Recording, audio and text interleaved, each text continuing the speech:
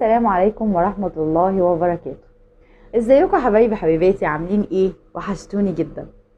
النهاردة هنتكلم عن ابن الأصول أو ابن الناس. ابن الأصول أو ابن الناس بقت بتقيمه من الناحية المادية.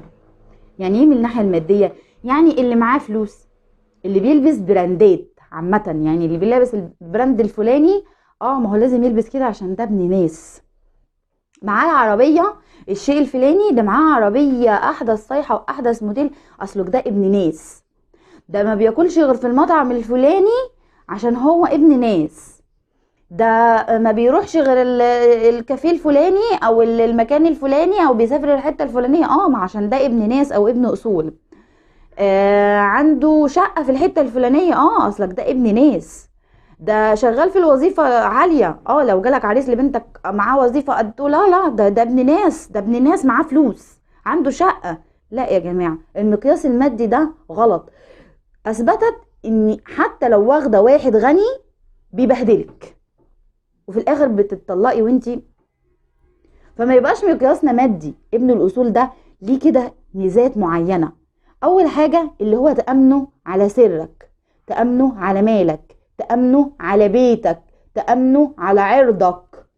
تبقى انت مغمض عينيك كده وهو موجود في حياتك او هي موجودة في حياتك. ده ابن الاصول او بنت الاصول. ان هو ما بينكرش فضل حد عليه، ما بينساش العشرة مهما اتغيرت الظروف وتبدلت الاحوال. ده ابن الاصول. ابن الاصول او ابن الناس ما بينكرش العشرة. ابن الأصول أو ابن الناس اللي هو كريم بطبعه، طيب، ما بيردش الإساءة بالإساءة أو الظلم بالظلم.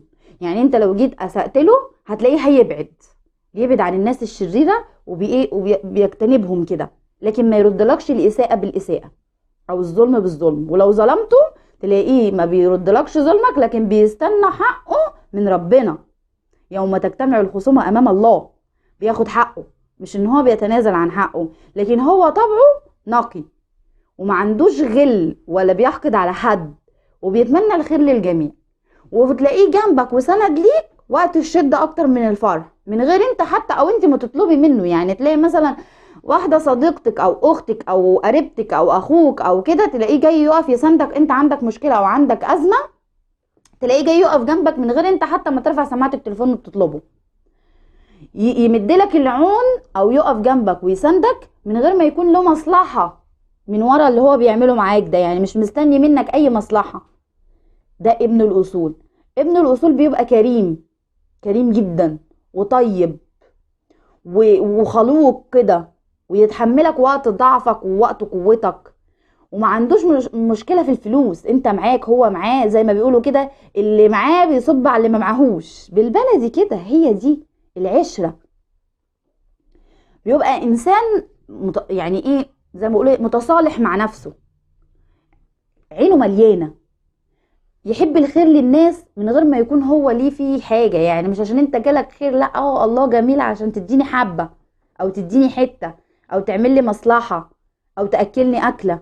لا، ابن الاصول تربيه، بيت اصيل، اهله علموه ان الخير للخير والخير لله، انك انت تقف جنب الناس من غير ما تبقى مستني الرد او يرد لك الجميلة، انك تعطي من دون مقابل ومن غير ما حد يطلب منك، من غير ما حد يقولك اعمل لي او اعمل لي الحاجة دي عشان تدي، او هعمل لك هوصل لك الحاجة دي عشان تديني، او انا هقف معاك في المزنق ده عشان لما تفوق تردهولي.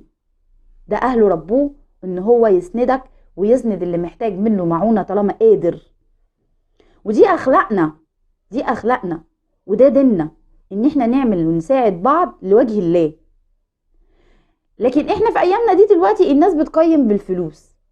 يا جماعة بالله عليكم بلاش تقييم الفلوس ده.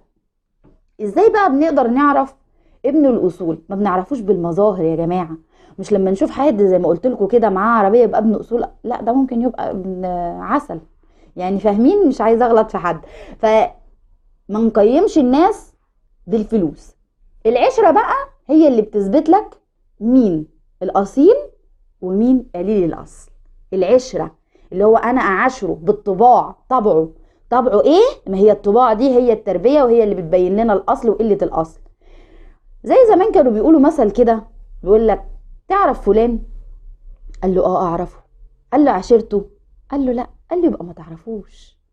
يعني ما ينفعش ان انا اشوف واحد مثلا لاول مره يعمل لي معروف كده بسيط كده، او مثلا يتعامل معايا كويس، اقول ده باين عليه ابن ناس. هو مش بيبان. هو لازم تكون عاشرته وعشت معاه فتره طويله، او اتعاملت معاه في المصايب. لما تبقى عندك مصيبه، مش هقولك وقت الشده يبان الطيب والجبان. يعني وقت الشده بتبين لك مين الاصيل ومين اللي مش اصيل. فالشده هي مقياسك، والعشره هي اللي بتبين لك معادن الناس اللي حواليك. خلينا كده نرجع لاخلاقنا.